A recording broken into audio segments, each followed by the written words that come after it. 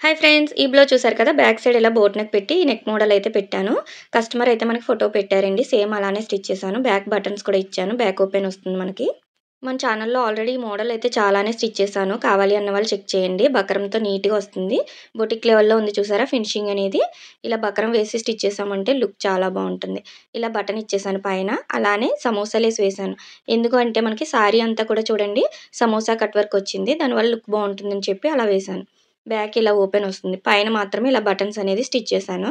హ్యాండ్‌కైతే మనకి స్టోన్స్ తోటి ఇలాగ బార్డర్ అయితే వచ్చింది. ఫ్రంట్ కూడా చూడండి ఫోటో అయితే పెట్టారు నాకు. స్టార్ నెక్‌లోనే సైడ్‌కి ఇలాగా కట్ ఇచ్చి పైపింగ్ చేయమన్నారు. సేమ్ అలానే స్టిచ్ చేశాను. చాలా బా వచ్చింది ఫినిషింగ్ అయితే. చూడండి ఇలా వస్తుంది చూడడానికి లుక్ అయితే. మొత్తం పైపింగ్ ఇచ్చేసాను. స్టార్ నెక్‌లా ఉంటుంది.